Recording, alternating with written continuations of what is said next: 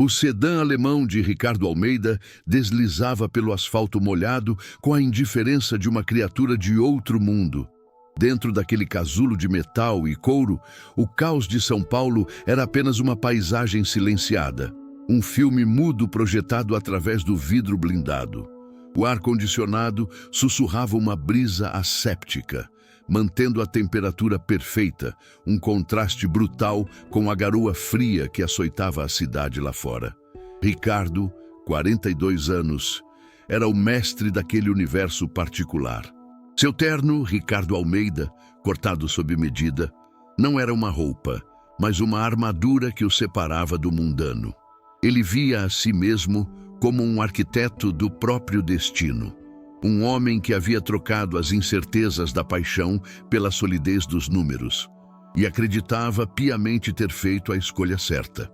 Cada semáforo fechado era apenas um breve obstáculo em sua trajetória ascendente, uma pausa insignificante no ritmo de sua vida calculada. Seu olhar, treinado para identificar flutuações de mercado e fraquezas em negociações, varria a avenida sem registrar nada de fato. Pessoas se tornavam borrões, outros carros eram meros obstáculos e os prédios espelhados refletiam apenas uma versão distorcida de seu próprio sucesso. Ele tamborilava os dedos no volante, um gesto de impaciência contida, enquanto sua mente repassava os pontos da próxima reunião. Era uma coreografia diária, uma rotina de poder que preenchia os dias, mas esvaziava a alma. Por trás da fachada de controle absoluto, uma fissura sutil começava a se alargar. Era uma sensação de estagnação, um tédio luxuoso que o sucesso não conseguia curar. Ele havia conquistado o topo da montanha apenas para descobrir que a vista era desoladora e o ar rarefeito, fazendo com que cada respiração parecesse incompleta, vazia de propósito real.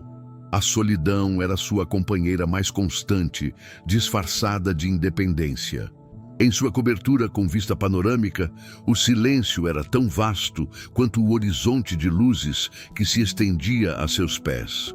Ele se convenceu de que essa paz era o prêmio final, a recompensa por todos os sacrifícios feitos, por todas as pontes queimadas. No entanto, no fundo de suas noites insones, a verdade emergia como um fantasma. Não era paz, era ausência. A ausência de riso genuíno, de toque desinteressado, de uma conexão que não estivesse atrelada a um balanço financeiro. Ele se tornara um rei em um castelo de vidro, poderoso e intocável, mas terrivelmente só. Sua vida era uma equação perfeitamente resolvida, mas o resultado final era zero. Um vazio existencial que nem o mais lucrativo dos investimentos conseguia preencher. O trânsito parou completamente, um coágulo de metal e frustração no coração da capital financeira.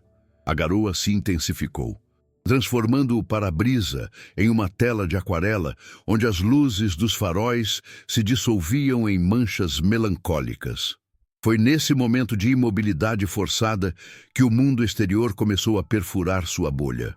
Vendedores ambulantes zigue-zagueavam entre os carros, rostos anônimos oferecendo produtos que ele jamais compraria. Eram parte da paisagem urbana que ele se esforçava para ignorar, representantes de uma realidade que ele acreditava ter superado com mérito e ambição. Ele desviou o olhar, ajustando o espelho retrovisor como se, ao consertar um pequeno detalhe, pudesse restaurar a ordem de seu universo. Mas o destino, naquele dia, tinha outros planos, e a realidade estava prestes a cobrá-lo com juros de uma década. Uma figura se materializou entre as fileiras de carros, movendo-se com uma resiliência que contrastava com a fragilidade de sua missão. Carregava um balde de plástico branco, do qual brotavam girassóis de um amarelo vibrante, pequenas explosões de sol em meio à tarde cinzenta. Ricardo franziu o senho, uma irritação momentânea por aquela invasão de seu campo de visão. Era apenas mais uma vendedora, mais uma história de luta que não lhe dizia respeito. Sua mão já se movia para aumentar o volume do noticiário econômico no rádio. Um gesto instintivo para abafar qualquer ruído que não fosse o som do dinheiro. Ele se preparava para se afundar novamente em seus pensamentos pragmáticos, em seus planos de expansão e em sua solidão blindada, sem saber que estava a um piscar de olhos de colidir com seu passado. Então, ela se virou. O movimento foi sutil, um simples giro de cabeça para oferecer uma flor ao motorista do carro ao lado. Mas para Ricardo, foi como se o eixo da terra tivesse se deslocado. O tempo congelou. O noticiário no rádio se tornou um murmúrio distante. O zumbido do motor desapareceu e a batida de seu próprio coração ecoou em seus ouvidos como um tambor de guerra. Não era um rosto qualquer, era Helena.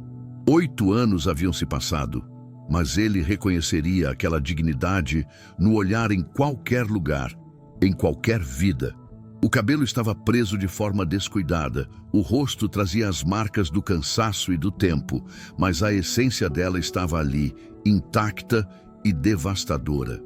A mulher que ele havia amado e descartado como um obstáculo estava a poucos metros, vendendo flores na rua. O choque foi uma onda física que o atingiu no peito, roubando-lhe o ar. A lógica fria que governava sua vida se estilhaçou em 1 milhão de pedaços. Ele, em seu trono climatizado de 800 mil reais. Ela, com um casaco gasto e as mãos avermelhadas pelo frio, lutando para sobreviver. O contraste não era apenas social, era moral.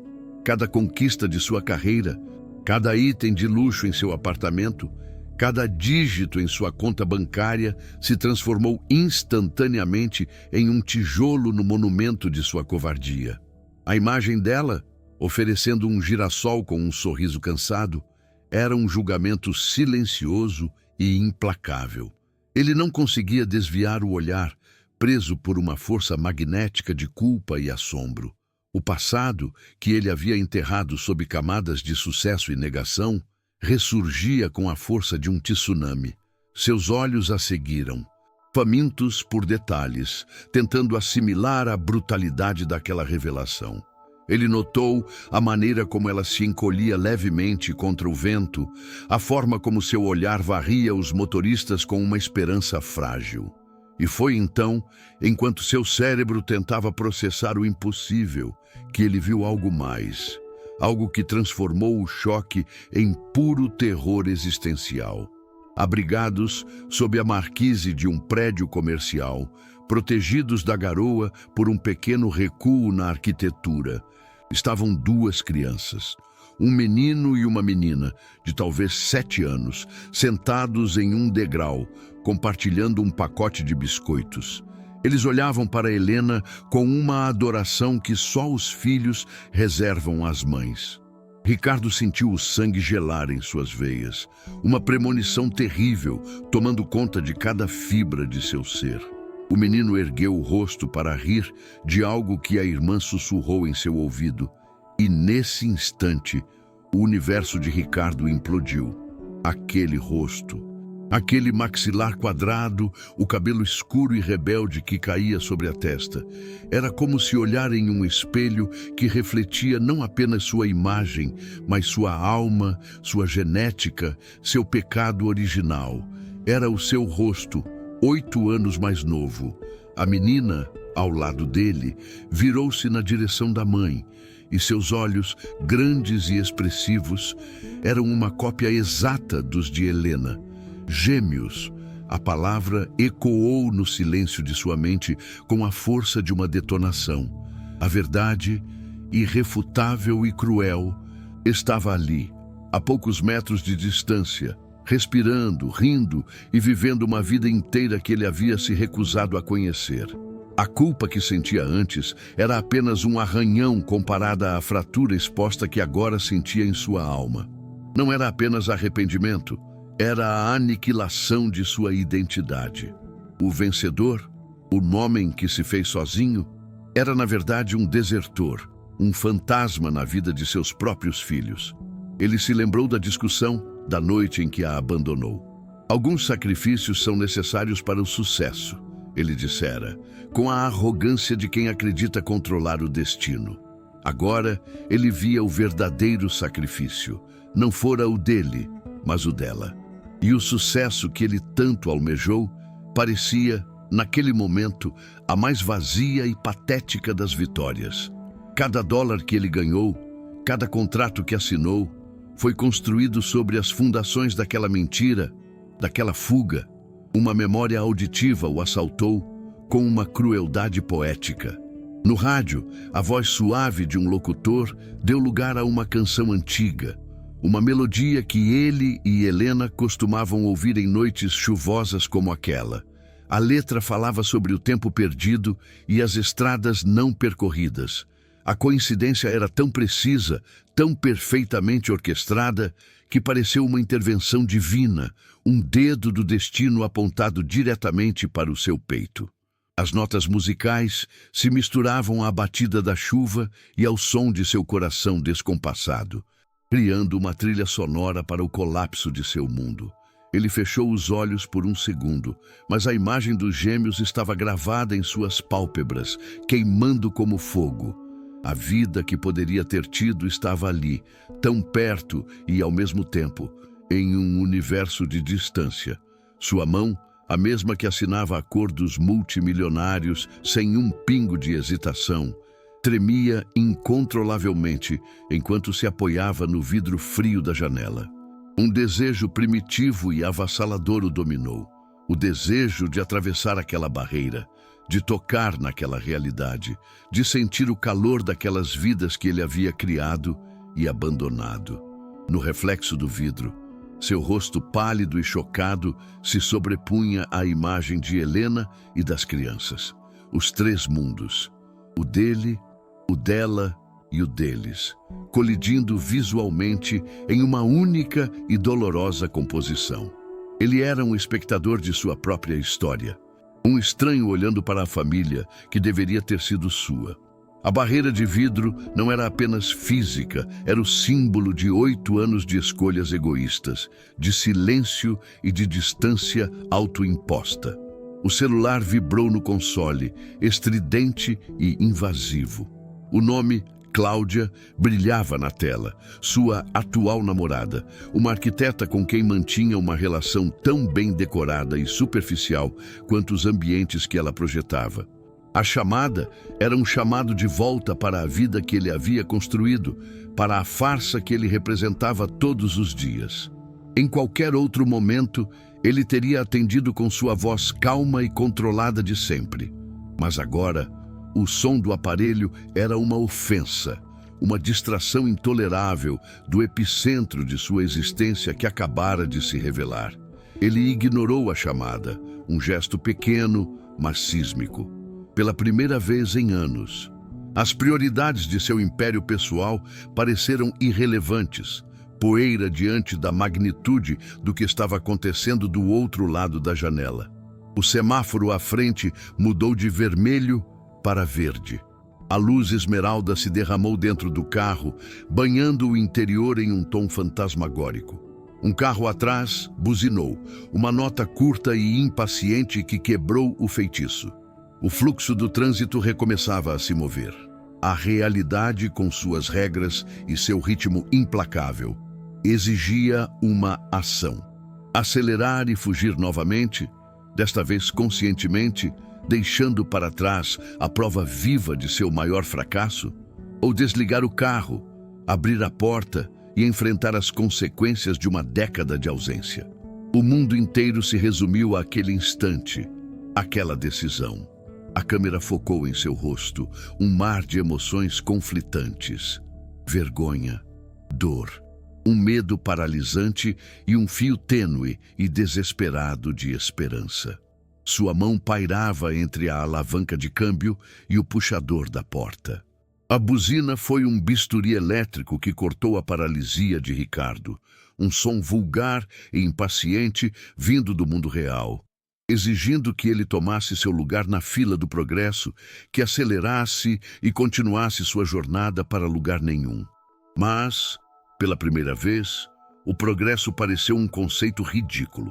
Sua mão, que antes pairava em indecisão, moveu-se com uma certeza que não vinha da mente, mas das entranhas. Ignorou a alavanca de câmbio, o símbolo de sua fuga, e agarrou o puxador da porta. O clique metálico da trava se abrindo foi o som mais definitivo de sua vida, o estalo de uma gaiola se rompendo. O ar frio e úmido da rua invadiu a cabine asséptica, trazendo consigo o cheiro de asfalto molhado e realidade. Ele não estava mais no controle, e essa perda de controle era, paradoxalmente, a primeira decisão verdadeiramente sua em anos. Ao pisar na calçada, o choque foi sensorial e absoluto. A garoa fina, que era apenas um detalhe estético através do vidro, agora encharcava o tecido caro de seu terno, colando-o em sua pele. Os sons da cidade, antes abafados, tornaram-se uma sinfonia caótica de motores, conversas e sirenes distantes. Ele deixou a porta do carro aberta, o motor ainda sussurrando, uma ilha de luxo abandonada em meio ao caos. Era um ato de renúncia, um despojamento simbólico. Ele estava se despindo de sua armadura, de sua identidade forjada, para caminhar nu em direção ao seu julgamento. Cada passo em direção a ela e às crianças era uma jornada através de um campo minado de memórias e arrependimentos. O homem que calculava riscos para viver agora se lançava no maior e mais imprevisível de todos. Outros motoristas, irritados com o carro parado bloqueando a faixa, buzinavam e gritavam insultos que ele mal registrava. O mundo ao seu redor havia se tornado um borrão periférico, um ruído de fundo sem importância. Seu foco era um túnel que começava em seus olhos e terminava naquelas 3 figuras sob a marquise.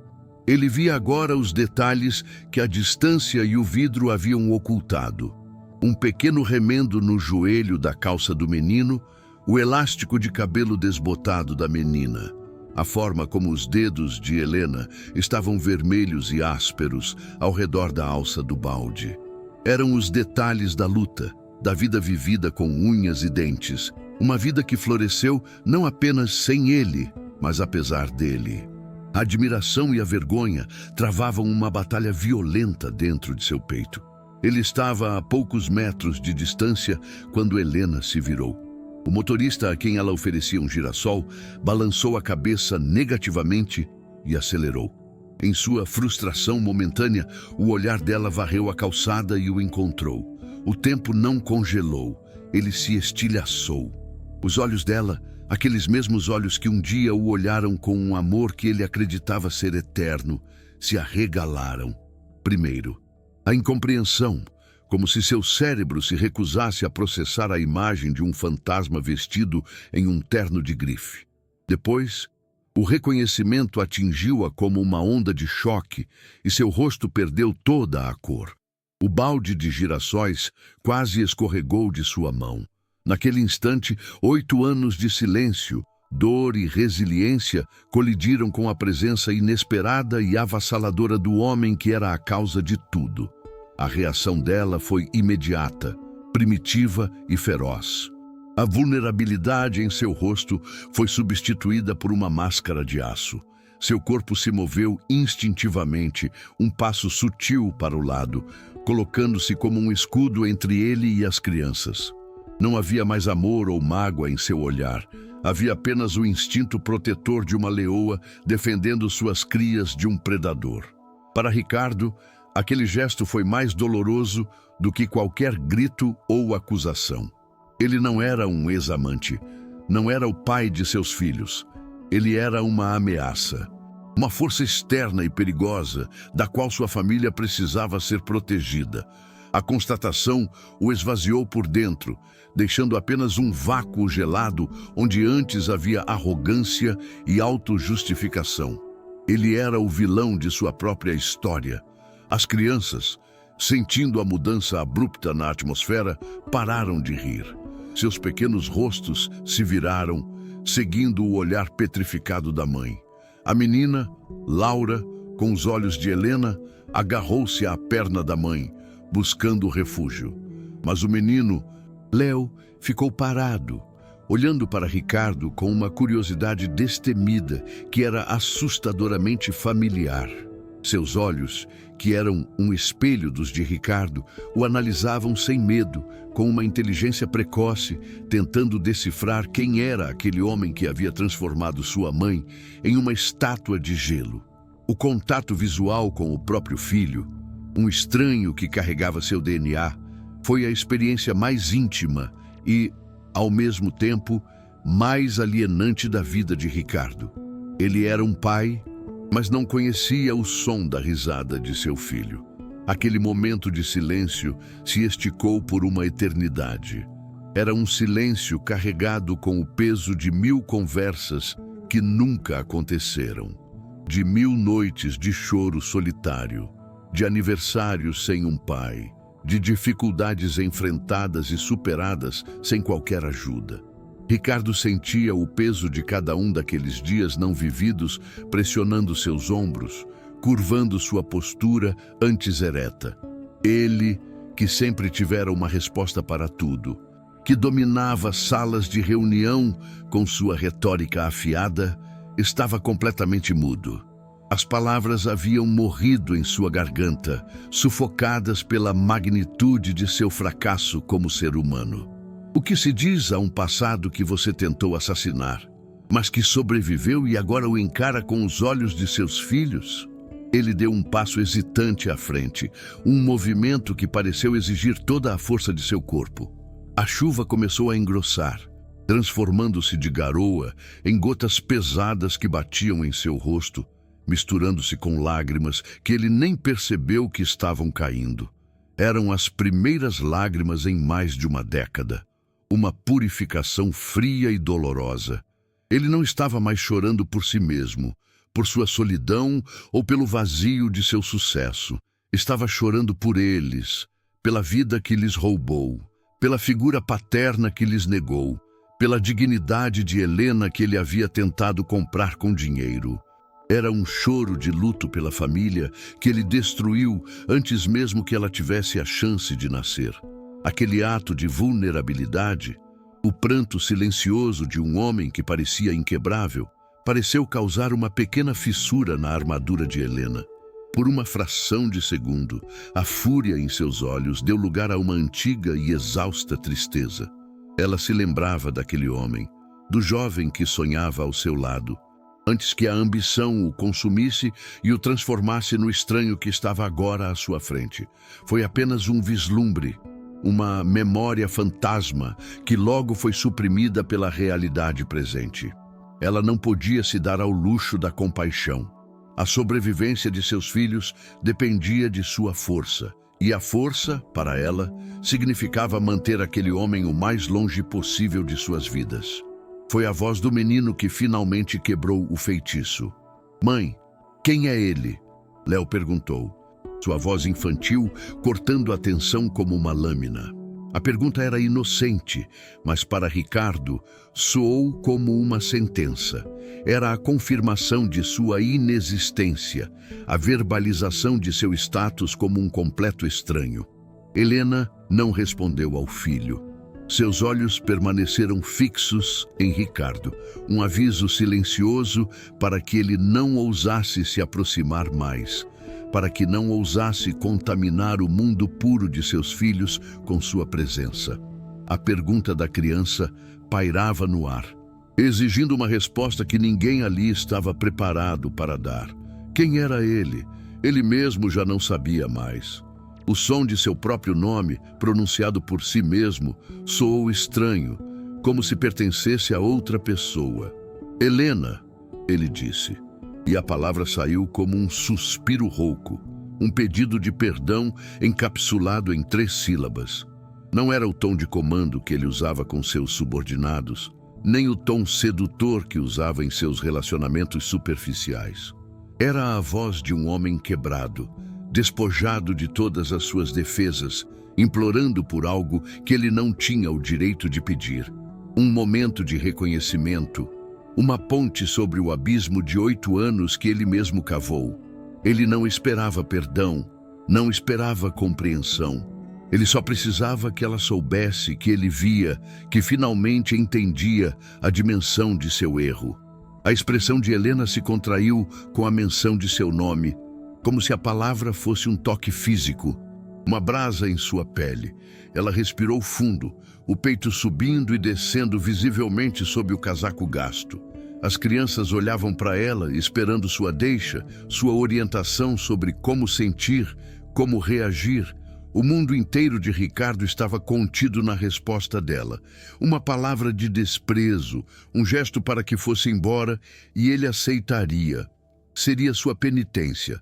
Mas ela permaneceu em silêncio, os lábios pressionados em uma linha fina, enquanto a chuva lavava a cidade, e os três se encaravam sob a marquise, prisioneiros de um passado que se recusava a permanecer enterrado. Em seu silêncio, Ricardo encontrou uma centelha de algo que não sentia há muito tempo: esperança. Uma esperança frágil e irracional, nascida não de uma lógica, mas de uma necessidade desesperada. O fato de ela não o ter mandado embora imediatamente, de não ter gritado, era uma porta minúscula, quase invisível, deixada entreaberta. Talvez, apenas talvez, houvesse um caminho a ser percorrido, não para trás, para o que foi perdido, mas para frente, para algo novo e inimaginável.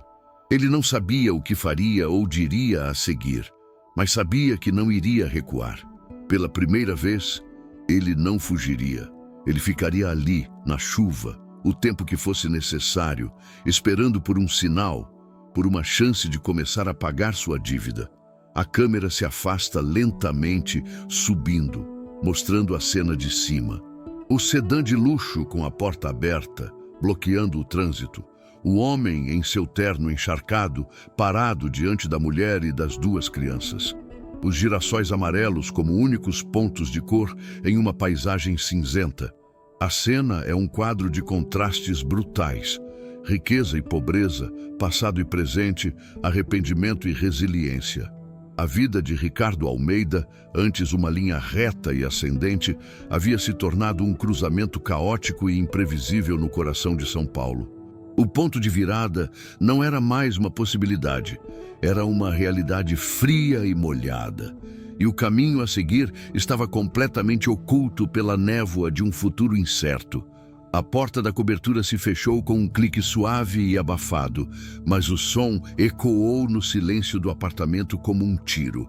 Ricardo permaneceu ali, parado no hall de entrada, o terno encharcado pingando sobre o mármore italiano, criando uma poça escura e disforme. O luxo que o cercava, a arte contemporânea nas paredes, o design minimalista, a vista panorâmica de uma São Paulo cintilante parecia subitamente vulgar, uma cenografia oca para uma vida vazia. Antes, aquele silêncio era sinônimo de paz, de controle. Agora, era o som da ausência, um vácuo ensurdecedor que amplificava o som da risada de seus filhos, uma risada que ele só conhecia pela memória recente e dolorosa. Ele se olhou no grande espelho e não viu o diretor de sucesso, mas um estranho de terno molhado, um fantasma assombrando sua própria casa, um rei cujo reino era feito de nada. Ele se despiu lentamente, deixando as roupas de grife caírem no chão como uma pele velha e inútil. Sob o jato forte do chuveiro, a água quente não trazia conforto, apenas a sensação de que tentava lavar uma mancha que estava na alma, não na pele. Cada gota parecia um lembrete da chuva fria que testemunhou seu desmoronamento. As imagens daquela tarde eram um filme em loop em sua mente. O amarelo vibrante dos girassóis, a dignidade exausta no rosto de Helena, o olhar curioso de Léo, a forma como Laura se escondeu atrás da mãe. Ele não era uma figura paterna, era o monstro do qual as crianças se escondiam. A constatação era um ácido corroendo as fundações de sua identidade. O homem que se orgulhava de nunca perder, percebeu que havia perdido a única coisa que realmente importava, antes mesmo de saber que a possuía. Nos dias que se seguiram, o império de Ricardo Almeida começou a ruir de dentro para fora. Ele ia para o escritório, sentava-se em sua cadeira de couro, mas os números nas telas haviam perdido o sentido. Flutuações de mercado, projeções de lucro, tudo parecia um jogo infantil e irrelevante. Seus colegas notaram a mudança. O tubarão implacável agora estava distraído. Seu olhar perdido no horizonte de concreto além da janela. Ele cancelou reuniões, delegou decisões cruciais e passou a sair mais cedo, movido por uma força que não era ambição, mas obsessão. Ele precisava saber. Não para interferir, não ainda, mas para entender. Para testemunhar a vida que floresceu de suas cinzas, ele contratou um investigador particular, um ato que o encheu de vergonha, mas que considerou um mal necessário. Queria apenas um endereço, um ponto de partida para sua penitência. O dossiê que recebeu era fino, mas cada página pesava 1 tonelada em suas mãos. Helena morava em um pequeno apartamento na freguesia do Ó, um bairro que ele mal sabia que existia. Trabalhava em uma floricultura durante a semana e vendia as flores que sobravam nas ruas nos fins de semana para complementar a renda. As crianças, Léo e Laura Almeida, o sobrenome dele, um soco no estômago, estudavam em uma escola pública do bairro. Não havia menção a outro homem, a um padrasto. Ela havia feito tudo sozinha. A palavra sozinha reverberava na mente de Ricardo com a força de uma acusação. Ele leu sobre as pequenas dificuldades, as contas pagas com atraso, mas também sobre a festa de aniversário improvisada no parque, as idas à biblioteca pública. Ela não lhes deu luxo, mas lhes deu um mundo. Começou então sua vigília. De longe, em um carro alugado e discreto, ele se tornou um espectador da vida que deveria ter sido sua. Ele os via sair de manhã, Helena segurando as 2 pequenas mãos, ajustando as mochilas nos ombros deles. Ele via a paciência dela ao ajudá-los com a lição de casa em um banco de praça, enquanto esperava o horário de buscá-los. Ele ouviu, de uma distância segura, a risada deles enquanto jogavam bola, uma risada livre e genuína, que ele jamais conseguiria comprar. Cada cena de normalidade, de amor cotidiano, era uma faca que se torcia lentamente em seu peito. Ele não sentia inveja do que eles tinham. Sentia uma dor profunda e excruciante pelo homem que ele precisou se tornar para não ter aquilo. Ele descobriu as pequenas coisas que formavam o universo deles. Léo era apaixonado por dinossauros e desenhava em qualquer pedaço de papel que encontrava. Laura era mais quieta, sempre com um livro nas mãos, e tinha o mesmo jeito de Helena de inclinar a cabeça quando estava concentrada. Ele aprendeu seus horários, suas rotinas, seus pequenos rituais. Era uma intimidade roubada, uma paternidade fantasma que o consumia e o transformava.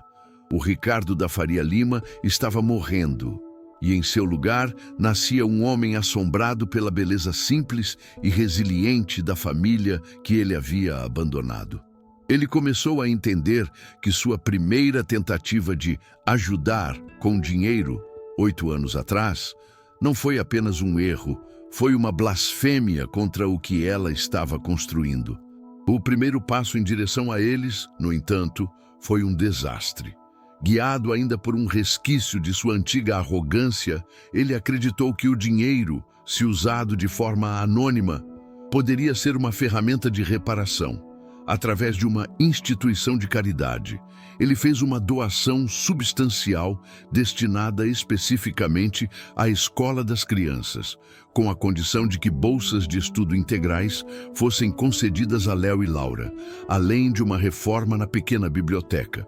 Ele imaginou que, ao prover oportunidades, estaria de alguma forma pagando sua dívida. Observou de longe quando Helena foi chamada à diretoria da escola e recebeu a notícia. A reação dela não foi de alegria, mas de desconfiança. Ele a viu franzir a testa, o olhar aguçado buscando a origem daquela sorte repentina. A recusa veio alguns dias depois, de forma indireta. Helena agradeceu a oferta da escola, Mas disse que preferia que a bolsa fosse para outra criança mais necessitada, que seus filhos estavam felizes onde estavam e que ela não acreditava em caridade sem rosto. Para Ricardo, aquela recusa foi mais impactante do que o encontro na avenida. Ela não queria seu dinheiro. Ela não queria suas soluções fáceis, suas tentativas de limpar a consciência à distância. Ela estava lhe ensinando, sem dizer uma palavra, que a redenção não poderia ser terceirizada. Se ele quisesse fazer parte daquele mundo, teria que entrar por seus próprios méritos, desarmado e vulnerável. O dinheiro, sua maior fonte de poder, era agora sua maior barreira, um símbolo de tudo que o separava. Aquele fracasso o quebrou e o reconstruiu.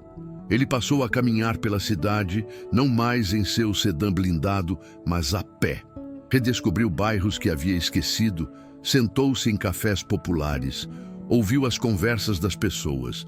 Estava se desintoxicando de sua própria vida, tentando reaprender a linguagem da humanidade comum.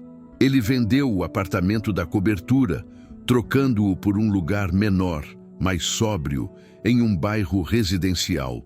Doou a maior parte de seus ternos caros.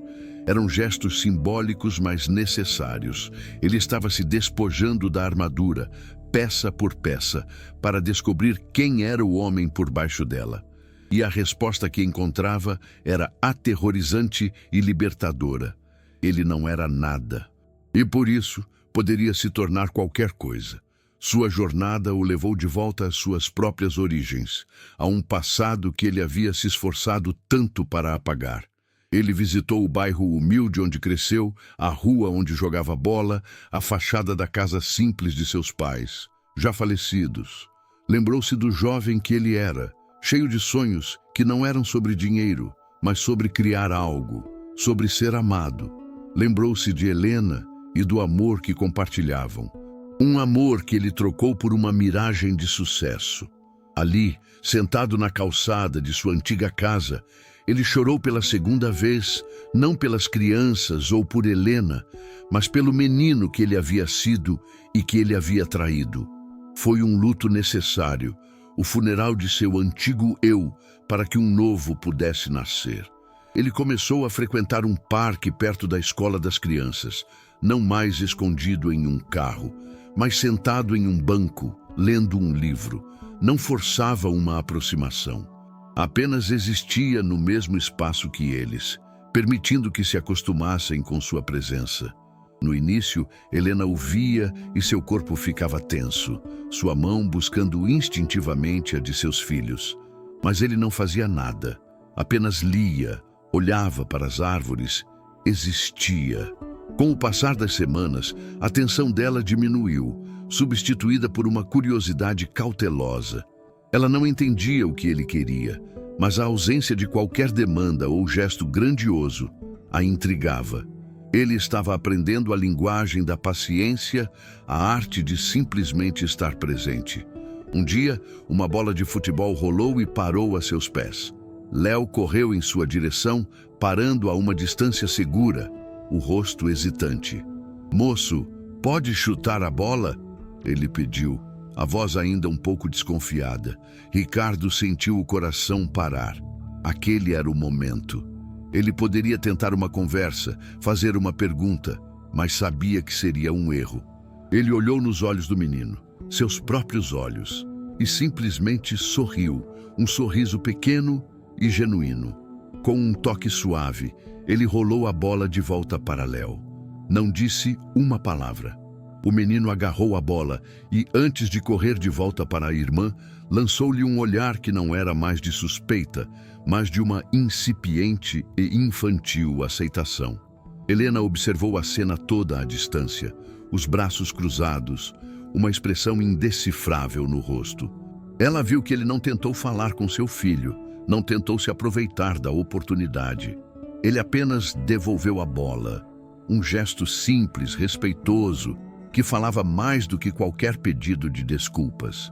Pela primeira vez desde que ele reaparecera, ela não o viu como uma ameaça, mas como um homem triste, sentado sozinho em um banco de parque, que parecia estar travando uma guerra silenciosa consigo mesmo. A muralha de gelo ao redor de seu coração não derreteu, mas ela sentiu a primeira minúscula rachadura aparecer em sua superfície. Aquela pequena interação foi o oxigênio que Ricardo precisava. Não era perdão, nem de longe, mas era um começo. Era a prova de que sua nova abordagem, baseada em humildade e respeito, era o único caminho possível. Ele continuou sua rotina, sua presença silenciosa no parque se tornando parte da paisagem. Ele se tornou o moço do livro. As crianças não falavam com ele, mas já não o olhavam com estranheza. A transformação de Ricardo era lenta, dolorosa e profundamente interna. Ele não estava mais tentando consertar o passado, mas construindo, com os destroços de sua antiga vida, as fundações de um futuro que ele não sabia se incluiria sua família, mas que, pela primeira vez, seria digno dela. O ponto de inflexão não foi um grande drama, mas um evento banal, quase cômico. Laura, correndo para pegar a bola que Léo havia chutado longe demais, tropeçou em uma raiz de árvore exposta e caiu, ralando o joelho. O choro foi instantâneo, mais de susto do que de dor. Helena correu até ela, acalmando-a com a perícia de uma mãe experiente. Ricardo, observando do seu banco, sentiu um impulso paralisante. Intervir seria uma invasão, não fazer nada seria uma covardia.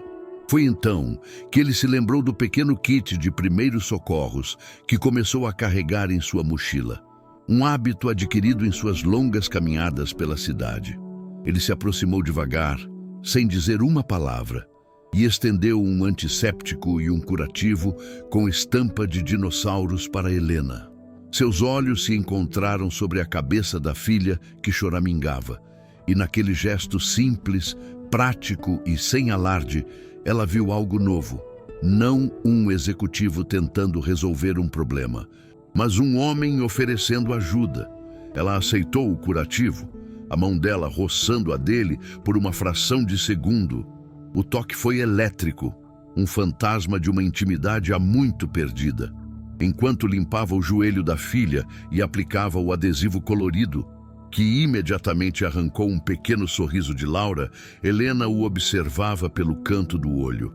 Ele não tentou se intrometer, não deu conselhos, apenas permaneceu ali, a uma distância respeitosa, sua presença uma oferta silenciosa de apoio. Quando tudo terminou, e Laura já estava de pé, mostrando orgulhosamente seu novo machucado de dinossauro para o irmão, Helena se virou para Ricardo. A muralha em seus olhos ainda estava lá, mas havia uma fresta, uma abertura para a dúvida. Obrigada, ela disse, a voz baixa, mas clara. As duas palavras eram um universo de significado. Não era absolvição, mas era um reconhecimento. Era o primeiro tijolo de uma ponte sobre um abismo de 8 anos. Aquele pequeno evento abriu a porta para a primeira conversa real. Dias depois, foi ela quem se aproximou do banco dele no parque. "O que você quer, Ricardo?" Ela perguntou, sem rodeios. A pergunta que pairava no ar desde o primeiro dia. Ele não havia ensaiado uma resposta, pois sabia que qualquer discurso soaria falso. Ele olhou para ela, para a força gravada em seu rosto, e disse a única verdade que possuía. "Eu não sei o que eu tenho o direito de querer", começou ele, a voz firme, mas humilde. "Eu só sei que o homem que te deixou há 8 anos está morto. Eu o matei todos os dias, nos últimos meses, enquanto observava a vida incrível que você construiu. Eu não vim pedir perdão, porque não há perdão para o que eu fiz. Eu só queria que você soubesse que eu vejo. Eu vejo você, Helena, e vejo o quão cego eu era." Suas palavras, desprovidas de qualquer manipulação ou autopiedade, a desarmaram. Ela esperava desculpas, promessas, ofertas de dinheiro. Não esperava aquela honestidade brutal, aquele reconhecimento de seu valor e da profundidade do erro dele. Ela permaneceu em silêncio por um longo tempo, processando. Ele não a pressionou, apenas esperou, preparado para que ela se virasse e fosse embora para sempre. Mas ela não foi. Eles perguntam sobre o pai deles. Ela disse finalmente, a voz embargada. Eu nunca soube o que dizer. Aquela confissão foi seu próprio ato de vulnerabilidade. Um reconhecimento de que, apesar de toda a sua força, havia um buraco em sua família. Um espaço que ela nunca conseguiu preencher. Naquele momento, eles não eram mais o agressor e a vítima. Eram apenas dois seres humanos, marcados por uma história compartilhada, tentando navegar pelas ruínas de seu passado. A partir daquele dia, a paisagem da relação deles mudou. Lentamente, com a cautela de quem caminha em gelo fino, eles começaram a construir algo novo. Ricardo não tentou ser pai da noite para o dia. Ele se tornou, a princípio, uma presença consistente e segura. Começou a ajudar Helena com coisas práticas, usando suas habilidades de uma forma que não envolvia dinheiro. Ele organizou suas finanças, criou um plano de negócios para a floricultura onde ela trabalhava, ajudando a proprietária a expandir as vendas online, o que garantiu a Helena um aumento e horários mais flexíveis. Ele não estava comprando seu caminho de volta, estava investindo seu tempo e seu conhecimento, provando seu valor através de ações, não de cheques. Ele estava aprendendo que a verdadeira contribuição não é o que você dá, mas o que você faz. Ele começou a passar tempo com as crianças, sempre sob o olhar vigilante de Helena. Ele não tentava impressioná-los, ele os ouvia. Aprendeu sobre o fascínio de Léo pelo Tiranossauro Rex e sobre o amor de Laura pelos livros de aventura. Ele os levava ao museu, não aos restaurantes caros. Lia histórias para eles no parque, não lhes comprava os brinquedos mais modernos. Ele estava descobrindo a paternidade não como um direito, mas como um privilégio a ser conquistado diariamente, em pequenos gestos. E as crianças, com a intuição pura que lhes é própria, começaram a aceitá-lo. Ele não era papai, ele era Ricardo, o amigo da mamãe que sabia tudo sobre estrelas e que tinha uma paciência infinita para montar os legos mais complicados. E para ele, aquilo era mais do que ele jamais mereceu. A conquista de Ricardo não foi material. Ele havia trocado seu império financeiro por um pequeno reino de afeto, um território frágil construído sobre a confiança reconquistada. Sua maior vitória aconteceu em uma tarde chuvosa de sábado, no 8º aniversário dos gêmeos. A festa foi no pequeno apartamento de Helena, cheia de balões, amigos da escola e o cheiro de bolo caseiro. Ricardo foi convidado. Ele trouxe de presente não um videogame caro, mas um fóssil de amonita real para Léo e uma primeira edição, encadernada em couro, do livro favorito de Laura. Presentes que diziam, eu vejo vocês, eu conheço vocês. No meio da festa, enquanto as crianças abriam os presentes, Helena se aproximou dele na cozinha e, com um sorriso pequeno, mas genuíno, disse, eles estão felizes que você veio. Naquele sorriso, ele encontrou a absolvição que nunca ousou pedir. Ele aprendeu a lição mais dura e mais importante de sua vida. O sucesso não é medido pela altura do prédio em que você trabalha, mas pela profundidade das conexões que você constrói. Aprendeu que o verdadeiro poder não está em controlar o mundo ao seu redor, mas em ter a coragem de se render a ele, de ser vulnerável, de admitir seus erros. Descobriu que a riqueza que ele tanto perseguiu era um deserto, enquanto a verdadeira abundância estava na simplicidade de uma tarde no parque, no som da risada de seus filhos, na visão de uma mulher resiliente que lhe ensinou o que significava ser forte de verdade. Ele não recuperou o passado, nem tentou. Ele aceitou suas cicatrizes e começou a construir um futuro, um dia de cada vez. 1 ano depois, a cena é outra. Estamos no mesmo parque, mas o ar é diferente. Ricardo, agora com roupas casuais, joga bola com Léo, enquanto Laura lê um livro em uma toalha de piquenique, ocasionalmente erguendo os olhos para rir de uma jogada desajeitada do pai.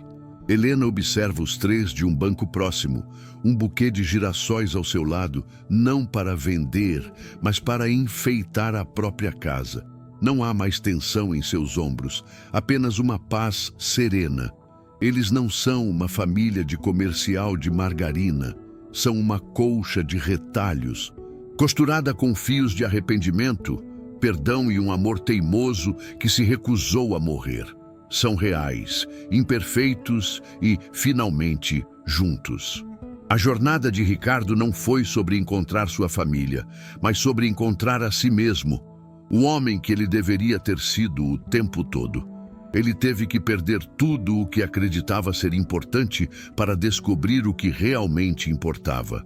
A vida lhe deu uma segunda chance, não para apagar o passado, mas para honrá-lo, para aprender com ele e para construir algo melhor a partir de seus escombros.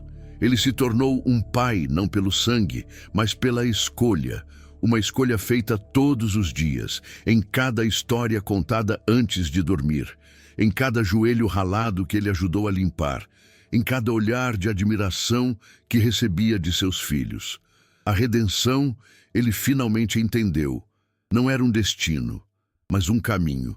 A câmera se afasta, deixando a família no parque banhado pela luz dourada do fim de tarde. Ricardo agora segura a mão de Léo de um lado e a de Laura do outro. Eles caminham em direção a Helena, que se levanta para encontrá-los. Ele não é mais o rei de um castelo de vidro, mas um cidadão comum em um reino de afeto. Sua história se torna um testamento silencioso de que nunca é tarde demais para mudar de direção, para descer do carro de luxo e pisar na realidade.